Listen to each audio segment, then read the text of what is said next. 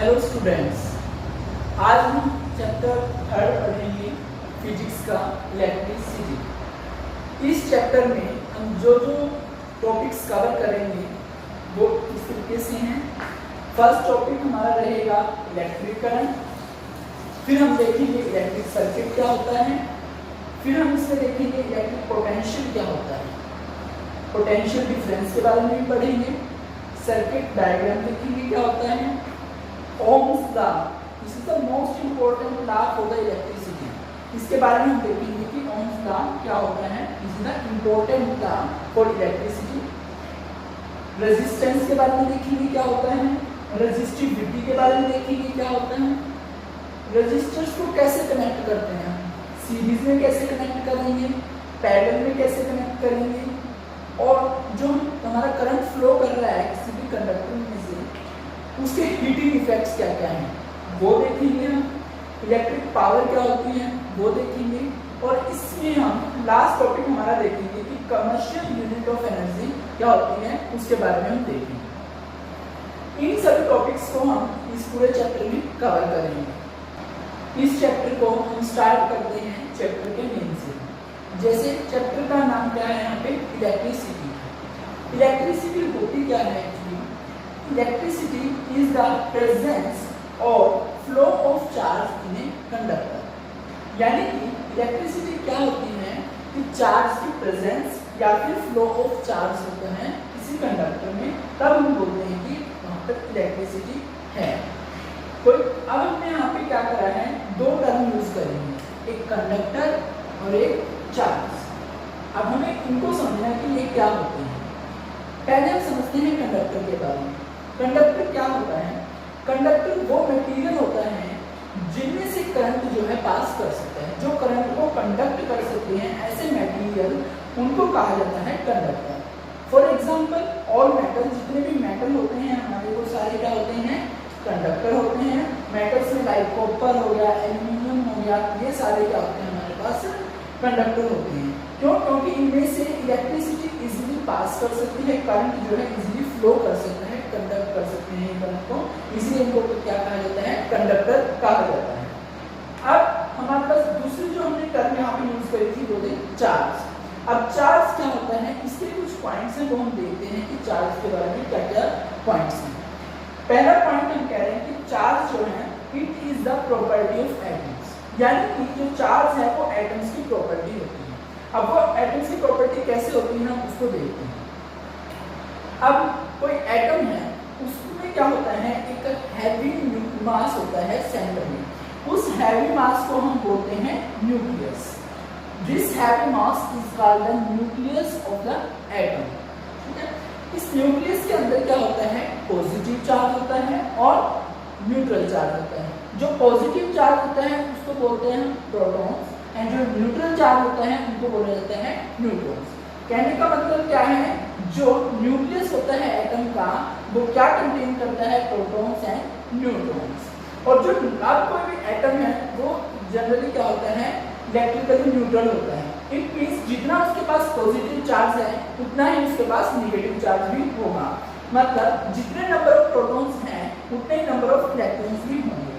तो जो negative charge हैं यानी कि जो इलेक्ट्रॉन्स हैं वो क्या करते हैं, जो एटम है उसकी जो न्यूक्लियस है उसके बाहर जितने भी ऑर्बिट हैं उनमें क्या करते हैं, रिवॉल्व करते हैं। यानी कि इलेक्ट्रॉन्स जो हैं वो न्यूक्लियस के अंदर नहीं होते बल्कि न्यूक्लियस के बाहर जो है अपने ऑर्बिट्स में क्या करते हैं, रिवॉल्व करते हैं। ठीक है, और इलेक्ट्रॉन्स का कैसा चार्ज होता है, नेगेटिव चार्ज होता है। ठीक है, तो ये क्या है, स्ट्रक्चर है किसका, एक एटम का। तो एटम में क्या होता है, एक हैवी मास होता है, उस हैवी मास को बोला जाता है न्यूक्लियस। और उस न्यूक्लियस में क्या क्या होता है, प्रोटॉन्स पॉजिटिव चार्ज होता है और न्यूट्रल चार्ज होता है जिनको न्यूट्रॉन्स कहा जाता है। अब क्योंकि एटम जो है वो इलेक्ट्रिकली न्यूट्रल होता है तो इसलिए जितना उसके पॉजिटिव चार्ज होगा उतना उसके नेगेटिव चार्ज भी होगा।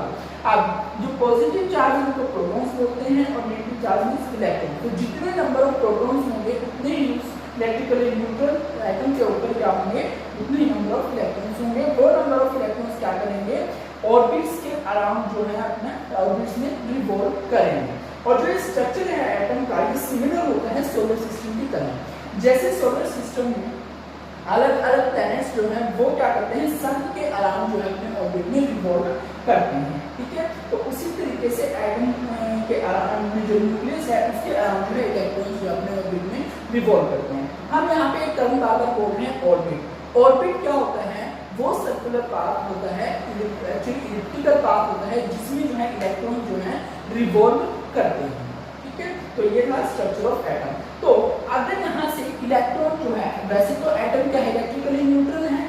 अगर ये एटम जो है कैसे भी कोई इलेक्ट्रॉन गेन कर ले या फिर एक्स्ट्रा इलेक्ट्रॉन को लूज कर ले, अगर ये एक्स्ट्रा इलेक्ट्रॉन को गेन करेगा it means it is gaining negative charge, ठीक है। तो हम इसको लिख के देखेंगे, जैसे हमारे पास क्या है, कोई न्यूट्रल एटम है, न्यूट्रल एटम, ठीक है। अगर ये क्या कर रहा है, गेन कर रहा है कोई एक्स्ट्रा इलेक्ट्रॉन, ठीक है। ये न्यूट्रल एटम है, इसमें कोई चार्ज नहीं। अगर ये एक्स्ट्रा इलेक्ट्रॉन गेन करेगा तो ये ओवरऑल क्या हो जाएगा, नेगेटिव चार्ज हो जाएगा, तो इसमें चार्ज जनरेट हो जाता है, ठीक है। अगर वो क्या करता है, न्यूट्रल एटम जो है अगर वो इलेक्ट्रॉन को लूज कर देगा तो वो क्या करेगा, पॉजिटिव चार्ज गेन कर देगा, इट मींस वहां पे चार्ज डेवलप हो रहा है। तो कहने का मतलब क्या है, जो चार्ज है वो क्या है, प्रॉपर्टी है किसकी, एटम्स, क्लियर। चार्ज की जो नेक्स्ट प्रॉपर्टी है वो हम डिस्कस करते हैं। इससे पहले हमने सिर्फ एक ही प्रॉपर्टी डिस्कस करी है चार्ज की, कि चार्ज जो है वो प्रॉपर्टी होती है किसकी, एटम। अब नेक्स्ट जो इसकी प्रॉपर्टीज हैं वो देखते हैं। चार्ज जो है वो पॉजिटिव भी हो सकता है, नेगेटिव भी हो सकता है, इट मे बी पॉजिटिव और नेगेटिव। लाइक चार्जेस जो होते हैं वो रिपेल करते हैं एक दूसरे को, और अनलाइक चार्जेस जो है वो अट्रैक्ट करते हैं, ठीक है। लाइक चार्जेस क्या करते हैं, like charges repel each other and unlike charges attract each other.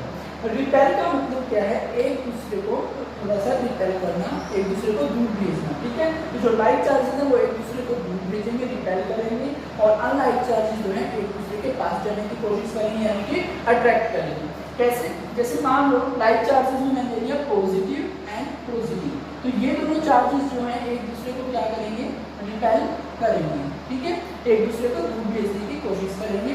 इस तरीके से ये इधर भेजने की कोशिश करेगा, ये ऐसे ही लाइक चार्जेस मतलब अगर हम नेगेटिव और नेगेटिव चार्जेस की बात करते हैं तो ये इसको ये बड़ा चार्ज है इसको इस डायरेक्शन में भेजने की कोशिश करेगा, ये बड़ा चार्ज इसको जो है उस डायरेक्शन में भेजने की कोशिश करेगा, यानी कि एक दूसरे को रिपेल करेंगे। अगर हम बात करें कि जो अनलाइक चार्जेस हैं, it means positive charge and negative charge, ये दोनों क्या करते हैं, एक दूसरे को अट्रैक्ट करते हैं। जैसे पॉजिटिव चार्ज को नेगेटिव चार्ज अपनी तरफ खींचेगा और नेगेटिव चार्ज को पॉजिटिव चार्ज अपनी तरफ खींचेगा, इस तरीके से अट्रैक्शन होगी। तो क्या कहने का मतलब, like charges repel each other and unlike charges attract each other. जो चार्ज की SI यूनिट होती है वो क्या होती है, कूलम होती है। अब SI यूनिट से क्या मतलब है, जैसे डिस्टेंस के SI यूनिट क्या होती है, किलोमीटर, यानी कि हम डिस्टेंस को मेजर करते हैं किलोमीटर के अंदर, वैसे ही जो चार्ज है उसको हम मेजर करते हैं कूलम के अंदर, और जो कूलम है उसको कैपिटल C से रिप्रेजेंट किया जाता है। चार्ज जो है उसको भी हम रिप्रेजेंट करते हैं कैपिटल Q के साथ, ठीक है। तो चार्ज को किससे रिप्रेजेंट किया जाता है, कैपिटल Q से हम चार्ज को रिप्रेजेंट करते हैं। अब जो एक इलेक्ट्रॉन होता है, हमने बोला था कि इलेक्ट्रॉन क्या होता है, नेगेटिव चार्ज होता है। तो इलेक्ट्रॉन जो है उसके ऊपर नेगेटिव चार्ज तो होता है, लेकिन कितना होता है, तो इलेक्ट्रॉन के ऊपर जो नेगेटिव चार्ज है, चार्ज को E से रिप्रेजेंट करेंगे, और क्योंकि हम इलेक्ट्रॉन की बात कर रहे हैं तो हम नेगेटिव चार्ज लगाएंगे यहाँ पे। और कितना चार्ज होता है इलेक्ट्रॉन के ऊपर, -1.6 × 10⁻⁻⁹ कूलम। कूलम क्या है, ऐसा यूनिट है किसकी, चार्ज की बात किसकी करें, चार्ज निकालने की, तो ऐसा यूनिट कूलम नहीं आएगा चार्ज। और इलेक्ट्रॉन की बात करें तो नेगेटिव चार्ज आएगा, और कितना होता है इलेक्ट्रॉन के चार्ज, एक इलेक्ट्रॉन के चार्ज होते हैं 1.6 × 10⁻⁻⁹ कूलम, और नेगेटिव में होता है, ठीक है। ऐसे ही अगर हमसे कोई पूछे कि एक प्रोटॉन के ऊपर कितना चार्ज होता है, अब हमें पता है प्रोटॉन क्या होता है, पॉजिटिव चार्ज होता है, तो प्रोटॉन के ऊपर चार्ज आएगा वो पॉजिटिव में आएगा, लेकिन वो जो न्यूमेरिकल वैल्यू है वो इतनी ही होती है, यानी कि जो प्रोटॉन है उसके ऊपर चार्ज कितना होता है, उन्हें 1.6 × 10⁻⁹ कूलम। अब इसकी मेन जो इम्पोर्टेंट प्रॉपर्टी आती है चार्ज की, वो क्या है, दिस वन। ये क्या प्रॉपर्टी है, ये कहता है कि चार्ज जो है वो क्वांटाइज्ड होता है। क्वांटाइज्ड का मतलब क्या है, अगर कोई भी क्वांटिटी है, अगर हम उसको किसी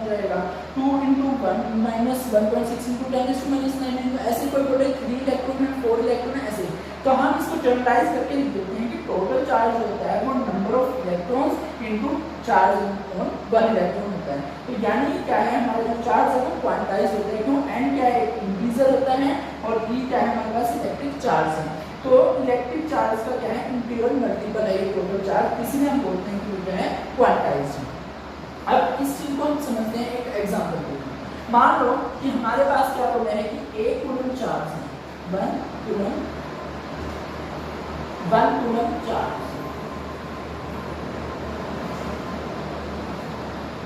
ठीक है। अब 1 कूलम चार्ज में हमें बताना है कि टोटल नंबर ऑफ इलेक्ट्रॉन कितने हैं। 1 कूलम चार्ज जो हमें दिया गया है और नंबर ऑफ इलेक्ट्रॉन्स हमने फाइंड आउट करने हैं, नंबर ऑफ इलेक्ट्रॉन्स जो हमने ये फाइंड आउट करने हैं, ठीक है। 1 कूलम चार्ज हमें दिया गया, हमें बोला गया कि चार्ज कितना हमारे पास 1 कूलम है और हमें बताना है कि 1 कूलम चार्ज में नंबर ऑफ इलेक्ट्रॉन्स कितने प्रेजेंट होंगे। तो हम उसके लिए क्या करेंगे, इस प्रॉपर्टी का यूज करेंगे। अब हमें क्या पता है कि Q is equal to n into T है और क्यू की वैल्यू हमें क्या है दी गई है कितनी 1 कूलम। कूलम को हम कैपिटल C से रिप्रेजेंट करते हैं, तो ये क्या है 1 कूलम हमें चार्ज की वैल्यू दी गई है और n हमने क्या करना है फाइंड आउट करना है, n नंबर ऑफ इलेक्ट्रॉन हमने निकालना है। हम यहाँ पे n एज इट इज लिखेंगे और E जो है वो क्या है इलेक्ट्रिक चार्ज होता है, इलेक्ट्रॉन के ऊपर कितना होता है वो होता है -1.6 इंटू 10⁻⁻⁹ कूलम, इतना चार्ज होता है इलेक्ट्रॉन के ऊपर। अब हमें क्या निकालना है n निकालना है, तो n निकालने के लिए हम क्या करेंगे इस वैल्यू को इस 1 के डिवाइड में ले जाएंगे, ठीक है। जैसे हम इसे नीचे लेके जाएंगे तो हमारा n यहाँ से निकल जाएगा, this implies n is equal to 1 divide by -1.6 into 10⁻⁻⁹, ये जो नेगेटिव है ये सिर्फ ये शो कर रहा है कि यहाँ पे हम बात कर रहे हैं इसकी इलेक्ट्रॉन्स की। नंबर तो हम यहाँ पे नंबर ऑफ इलेक्ट्रॉन्स को नेगेटिव में नहीं लिखेंगे, हम ये नहीं बोलेंगे कि -5 इलेक्ट्रॉन है -6 इलेक्ट्रॉन है, वो सिर्फ शो कर रहा है कि हमें यहाँ पे इलेक्ट्रॉन्स की बात हो रही है।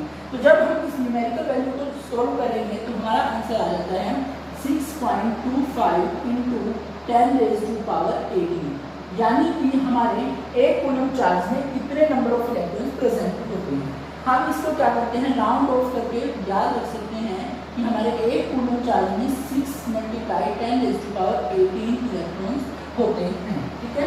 तो 1 कूलम चार्ज में कितने इलेक्ट्रॉन होते हैं हमारे पास 6 × 10⁻18 इलेक्ट्रॉन्स होते हैं। तो हमें अगर नंबर ऑफ इलेक्ट्रॉन्स निकालना हो या फिर नंबर ऑफ चार्ज निकालना है कि कितने चार्ज कैरियर वहाँ पर हैं, तो हम किस प्रॉपर्टी का यूज करेंगे इसका कि जो चार्ज है वो क्वांटाइज होता है tau is equal to n। This is the important property, numerical solve करने ही बहुत काम आती है। अब तक हमने क्या देखा है चार्ज के बारे में देखा है कि चार्ज क्या होता है, उसकी क्या क्या प्रॉपर्टीज हैं वो सब कुछ हमने डिस्कस करा है। अब क्या है चार्ज जो है उसके अकॉर्डिंग जो इलेक्ट्रिसिटी है वो 2 टाइप की होती है, 2 टाइप्स ऑफ इलेक्ट्रिसिटी को क्लासिफाई कर सकते हैं according to charge. One is the static electricity and another one is the current electricity. Static electricity and current electricity जो हमारे 10th स्टैंडर्ड है उसमें जो है सिर्फ करंट इलेक्ट्रिसिटी हमारे सिलेबस में है, स्टैटिक इलेक्ट्रिसिटी हमारे सिलेबस में नहीं है। हमारे सिलेबस में सिर्फ करंट इलेक्ट्रिसिटी, हम इसी पर फोकस करेंगे। लेकिन हमें पता होना चाहिए कि स्टैटिक इलेक्ट्रिसिटी क्या होती है। स्टैटिक इलेक्ट्रिसिटी हम इसको एग्जांपल से समझते हैं। वैसे static electricity as a definition क्या होता है कि स्टैटिक का मतलब क्या है, स्टैटिक का मतलब होता है जो मूव ना कर सके, जो स्टिक हो, जो चिपका हुआ हो, जो चल ना सके, which can't move, that is static, ठीक है। तो स्टैटिक इलेक्ट्रिसिटी क्या है हम एग्जांपल से समझते हैं। जैसे हमारे पास कोई कॉम्ब है, ठीक है, या फिर हम कोई प्लास्टिक का स्केल लेते हैं और उसको हमारे हेयर्स में रब करते हैं। तो रब करने के बाद जैसे ही हम उसको पेपर के स्मॉल पीसेस के पास लेकर के जाएंगे, ठीक है, तो वो जो हमारा स्केल था वो क्या करेगा उन स्मॉल पीसेस को अट्रैक्ट करेगा तो इसके पीछे रीजन क्या होता है कि क्यों वो स्केल अट्रैक्ट कर रहे हैं, क्योंकि जैसे हमने उस स्केल को हमारे हेड्स में रब किया तो वो क्या हो जाता है, चार्ज हो जाता है, और उसी चार्ज की वजह से क्या करता है, वो जो पेपर के स्मॉल पीसेज है उनको अपनी तरफ अट्रैक्ट करने की कोशिश करता है, ठीक है। तो लेकिन वो जो चार्ज होता है उस स्केल के ऊपर या कोन के ऊपर, वो क्या होता है, स्टैटिक होता है, वो मूव नहीं कर सकता, इसीलिए वहाँ पर जो चार्ज जनरेट हुआ है वो स्टैटिक चार्ज है, और उस चार्ज की वजह से जो इलेक्ट्रिसिटी, जो अट्रैक्शन प्रोड्यूस हो रही है वो इलेक्ट्रिसिटी कहलाती है, स्टैटिक इलेक्ट्रिसिटी, ठीक है। करंट इलेक्ट्रिसिटी की बात करेंगे आप, क्योंकि स्टैटिक इलेक्ट्रिसिटी में कुछ भी मूव नहीं कर सकता, कोई चार्ज मूव नहीं होगा, करंट इलेक्ट्रिसिटी इसका जस्ट अपोजिट है। तो इसमें क्या होता है, मूवमेंट होती है चार्ज की, ठीक है। तो मूवमेंट ऑफ चार्ज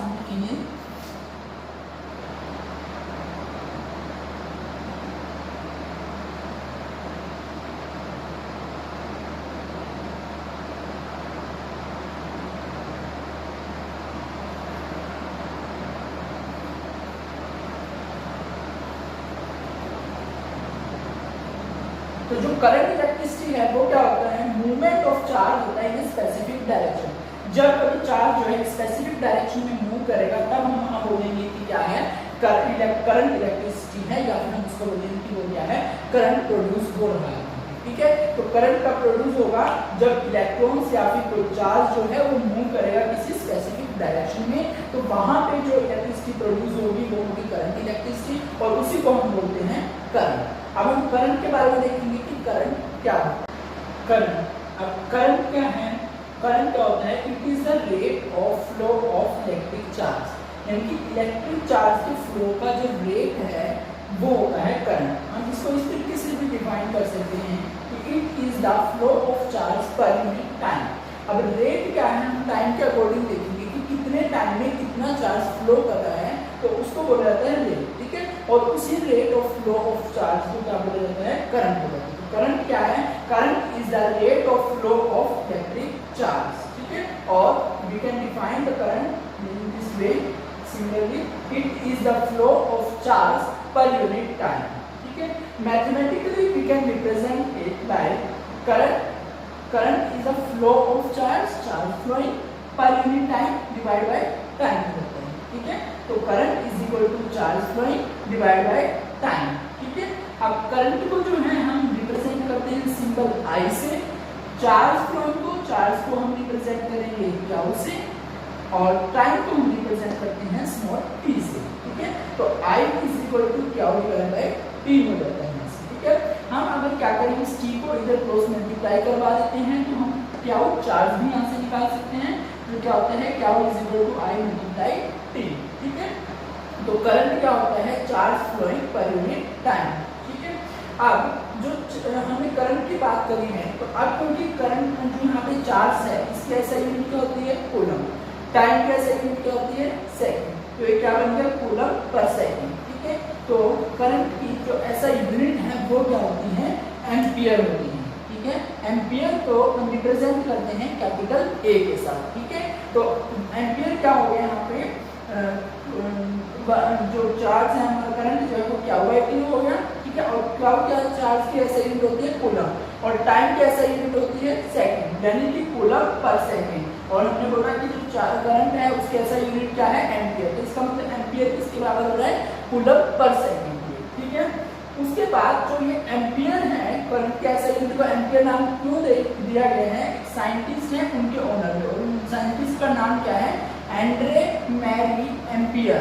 तो इन साइंटिस्ट के नाम के ऑनर में इनको जो है, जो करंट है उसके ऐसा यूनिट को क्या दिया गया है, एम्पियर बोला गया है, ठीक है। एक इसके बारे में पॉइंट क्या है, करंट की जो करंट जो है उसको हम मेजर करते हैं एक डिवाइस से, जिसको क्या कहा जाता है, एमीटर कहा जाता है। यानी कि करंट को मेजर करने के लिए हमें कोई डिवाइस चाहिए, ठीक है, तो उस डिवाइस का नाम क्या होता है, एमीटर होता है। अब हम जो है एमीटर के बारे में कुछ पॉइंट्स जान लेते हैं। हमने बोला था कि जो करंट है उसकी एसआई यूनिट क्या होती है, एम्पियर होती है, और करंट को जो है एक डिवाइस से मेजर करते हैं, और उस डिवाइस का नाम बोला जाता है एमीटर। अब एमीटर के बारे में कुछ पॉइंट्स हम जान लेते हैं। जो एमीटर है उसको हम रिप्रेजेंट करते हैं सिंबल से, और उस सिंबल को हम इस तरीके से दिखाएंगे, ठीक है। इसमें क्या करते हैं, एमीटर के लिए हम ए रिप्रेजेंट करते हैं एक सर्कल के अंदर, ठीक है, और उसको कनेक्ट कनेक्ट कर देते हैं वायर से दोनों तरफ से, और एक तरफ पॉजिटिव टर्मिनल होता है और एक नेगेटिव टर्मिनल होता है। तो ये जो होता है ये सिंबल होता है इसका एमीटर का, जिसमें हम सर्कल के अंदर लिखते हैं ए, और दोनों तरफ हम वायर से कनेक्ट करते हैं, और एक टर्मिनल को हम बोलते हैं पॉजिटिव टर्मिनल और एक टर्मिनल को हम बोलते हैं नेगेटिव टर्मिनल। फिर दूसरा पॉइंट इसके बारे में क्या है कि जो एमीटर होता है इसका जो है लो रेजिस्टेंस होता है। अब रेजिस्टेंस से मतलब क्या है, इस रेजिस्टेंस के बारे में, जो टर्म रेजिस्टेंस है इसके बारे में चैप्टर में आगे पढ़ेंगे, ठीक है। अभी के लिए आपको ये याद रखना है कि जो एमीटर है उसका लो रेजिस्टेंस होता है, ठीक है। अब रेजिस्टेंस क्या होता है इसके बारे में नेक्स्ट चैप्टर, इस चैप्टर में ही आगे पढ़ेंगे, ठीक है। और याद क्या रखना है कि जो एमीटर है उसका लो रेजिस्टेंस होता है, ठीक है, low resistance, ammeter has low resistance. जो एमीटर है इनको हमेशा ही सीरीज में कनेक्ट किया जाता है, ठीक है। जब कभी भी हम सर्किट की बात करते हैं, सर्किट डायग्राम की, हमारे घरों में जब हम अप्लायंसेस की बात करते हैं तो वहां पर जो हमारा एमीटर होता है उसको हम कनेक्ट करते हैं सीरीज में, ठीक है। एमीटर क्या करता है, करंट को मेजर करता है, ठीक है। तो करंट को मेजर करने के लिए हम अपने घरों में क्या करेंगे, अगर हमें करंट मेजर करना है तो एमीटर को हम सीरीज में कनेक्ट करते हैं, ठीक है। एग्जाम्पल के लिए हम एक सर्किट डायग्राम यहाँ पर लेके चलेंगे, ठीक है। अब सर्किट डायग्राम में हम क्या क्या शो कर रहे हैं, बैटरी शो कर रहे हैं। इस बैटरी में एक तरफ पॉजिटिव टर्मिनल है और एक तरफ नेगेटिव टर्मिनल है। ये हमने इन शो की हुई है और ये स्विच ऑन किया हुआ है, ठीक है। ये हमने बल्ब शो कर रखा है, ठीक है, दिस इज द बल्ब, हमने बल्ब शो किया हुआ है। और यहाँ पर जो ये एमीटर है इसको हमने सीरीज में कनेक्ट किया हुआ है। सीरीज में कैसे कनेक्ट किया है, जो बैटरी है, बैटरी के पॉजिटिव टर्मिनल के साथ एमीटर का पॉजिटिव टर्मिनल लगेगा, तभी हम बोलेंगे कि वो किसमें है, सीरीज में है। और एमीटर का नेगेटिव टर्मिनल अगर बैटरी के नेगेटिव टर्मिनल के साथ कनेक्टेड है, इट मींस वो क्या है, सीरीज में कनेक्टेड है। Positive terminal of emitter is connected to the positive terminal of battery and negative terminal of emitter is connected to the negative terminal of the battery. Then we will say that emitter is connected in the series. और हमेशा ही जो हमारा ammeter है वो series में connect होगा, ठीक है। और जो सर्किट डायग्राम में जो ये सिंबल्स यहाँ पर रिप्रेजेंट किए हुए हैं इनके बारे में हम आगे पढ़ेंगे इसी चैप्टर में। ये एग्जांपल के लिए था कि जो एमीटर है उसको सीरीज में कनेक्ट कैसे करते हैं, ठीक है। सर्किट डायग्राम के बारे में हम बिल्कुल आगे पढ़ेंगे डिटेल में, इसके बारे में चिंता करने की जरूरत नहीं है। आपने कुछ पॉइंट्स याद रखने हैं एमीटर के बारे में, ठीक है। हम इनको दोबारा से देखते हैं क्या क्या पॉइंट्स हैं एमीटर के बारे में। पहली बात तो एमीटर क्या है, एक ऐसी डिवाइस है जो करंट को मेजर करती है, ठीक है। इसका जो सिंबल होता है वो क्या होता है, हम सर्कल के अंदर ए लिखते हैं, कैपिटल ए, और वायर से कनेक्ट करते हैं दोनों तरफ से, ठीक है। और एक टर्मिनल को बोलते हैं पॉजिटिव टर्मिनल और एक तरफ बोलते हैं नेगेटिव टर्मिनल, ठीक है। और जो एमीटर है उसका रेजिस्टेंस जो है लो होता है, क्या होता है, ammeter has low resistance. And ammeter को हम हमेशा ही क्या सीरीज में कनेक्ट करते हैं, it is always connected series, ठीक है। आपने रेजिस्टेंस के बारे में चिंता नहीं करनी, इसके बारे में हम इस चैप्टर में आगे पढ़ेंगे बिल्कुल डिटेल में। और जो सर्किट डायग्राम है इसके बारे में भी हम आगे डिटेल में पढ़ेंगे, ठीक है। अभी के लिए आप इन पॉइंट्स को ध्यान रखें। हमने देखा था कि मैथमेटिकली हम करंट को कैसे रिप्रेजेंट कर सकते हैं कि I is equal to Q by T। क्यों, क्योंकि हमने करंट की क्या डेफिनेशन दी थी कि करंट क्या होता है, charge flowing per unit time, ठीक है। तो मैथमेटिकली हम कैसे रिप्रेजेंट कर सकते हैं करंट को, I is equal to Q by T, ठीक है। अब I क्या होता है, करंट होता है, Q क्या होता है, चार्ज जो फ्लो कर रहा है, और T क्या होता है, टाइम, ठीक है। अगर हम बोलें कि मैंने मेरा जो कंडक्टर है उसमें से 1 कूलम चार्ज मेरा पास कर रहा है और 1 सेकंड में से पास कर रहा है, ठीक है। यानी कि 1 सेकंड में 1 कूलम चार्ज अगर मेरा कंडक्टर में फ्लो कर रहा है तो मैं क्या कहूँगा कि जो मेरा करंट वहाँ पे पास करेगा वो 1 एम्पियर करंट होगा, ठीक है। तो हम कब कहेंगे कि 1 एम्पियर करंट वहाँ पे फ्लो कर रहा है, जब 1 कूलम चार्ज यानी कि 1 कूलम चार्ज हमारा 1 सेकंड में अगर पास कर रहा है कंडक्टर में से, तब हम बोलेंगे कि हमारा 1 एम्पियर करंट जो है फ्लो कर रहा है कंडक्टर में से, ठीक है। That is 1 ampere is equal to 1 coulomb per second, ठीक है। तो 1 एम्पियर की हम डेफिनेशन कैसे देंगे 1 एम्पियर की, the electric current flowing through a conductor is 1 ampere, ठीक है। यानी कि जो इलेक्ट्रिक करंट है जो किसी कंडक्टर में से पास करे वो 1 एम्पियर होगा। कब होगा 1 ampere, if A charge of 1 coulomb is passes through the conductor in 1 second। यानी कि अगर कंडक्टर में से 1 सेकंड में 1 कूलम चार्ज अगर पास कर रहा है तब हम कहेंगे कि जो इलेक्ट्रिक करंट वहां से फ्लो कर रहा है कंडक्टर वो कितना है 1 ampere, that is 1 ampere is equal to 1 coulomb per second. ठीक है, तो हम 1 एम्पियर की डेफिनेशन इस तरीके से देंगे। 1 एम्पियर क्या होता है, 1 coulomb charge flowing in 1 second is called 1 ampere. ठीक है, और स्ट्रिक्टली आप जो है वीडियो को देखिए और अपना सिलेबस कवर करिए। Stay safe, stay home.